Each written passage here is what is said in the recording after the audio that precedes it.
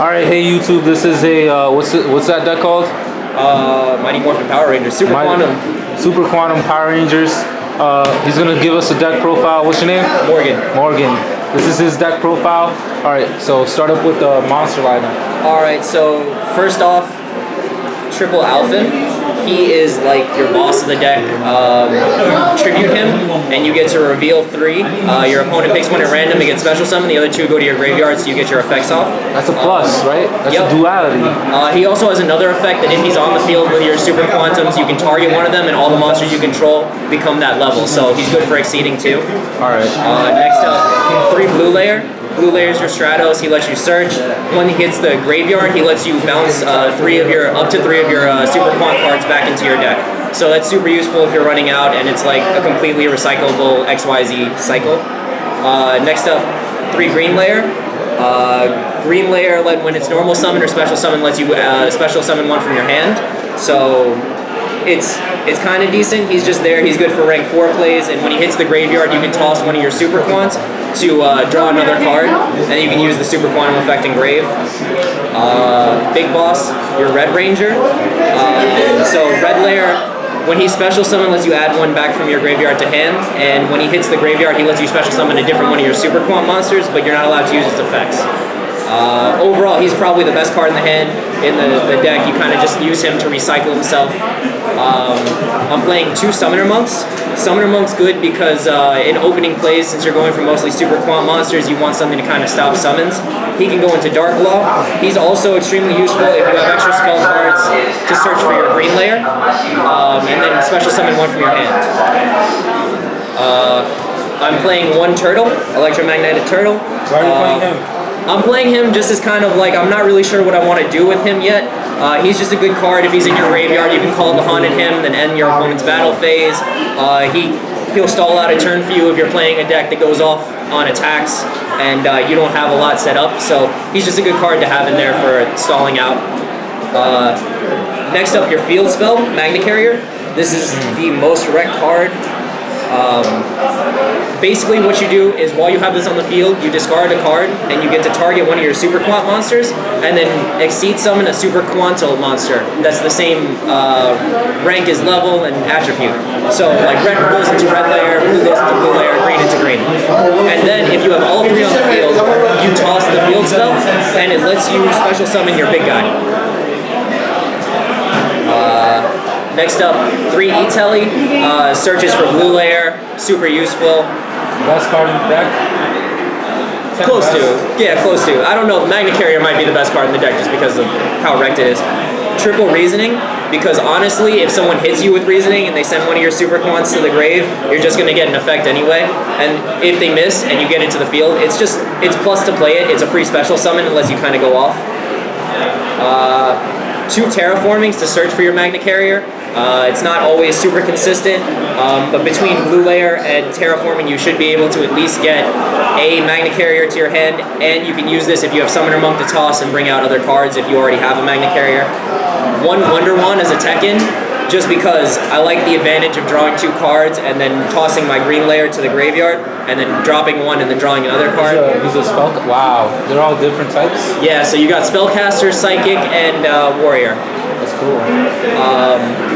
So next up, an Instant Fusion, just because Instant Fusion's too strong. I would be playing it in more if I had more. 1 for 1. Yeah, I know, I got the shiny one, I pulled it too. 1 for 1 because there's no downside to bringing Elephant out, and there's no downside to sending a Super Quant to the graveyard.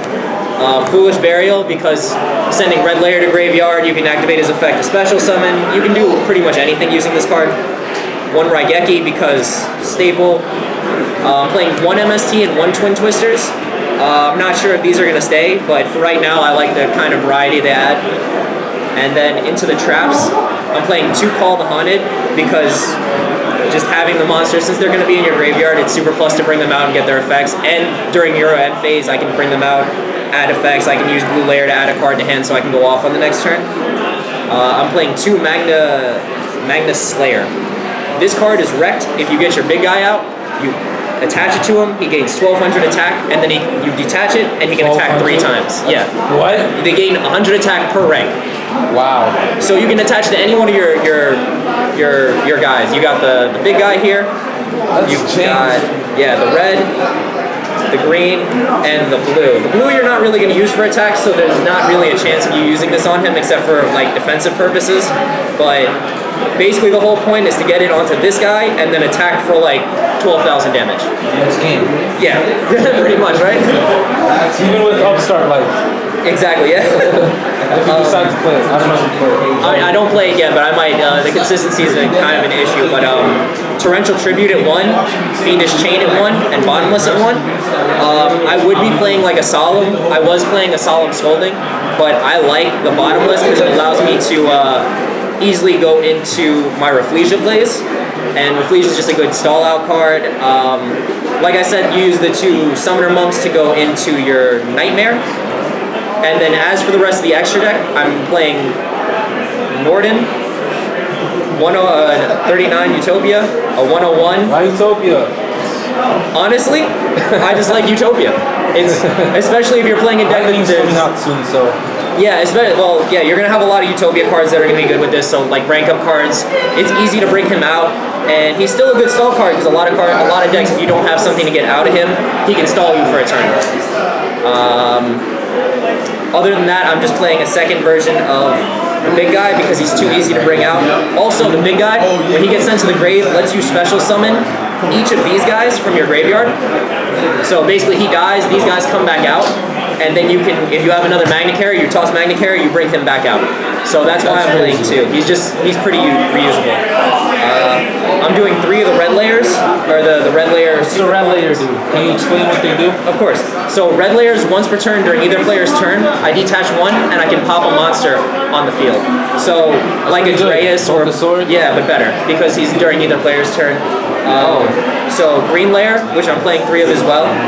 Green layer lets you basically book a Moon monster during either player's turn, and then you've got your blue layer, and blue layer lets you pop a spell or trap card during either player's turn. That's crazy. And him, he's just God. Yeah, he lets you shuffle a card back into your deck. Shuffle a card on the field without targeting back into the player's deck.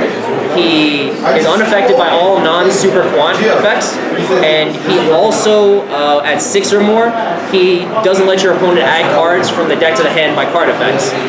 So no searching, no drawing outside of draw phase. That's a mistake.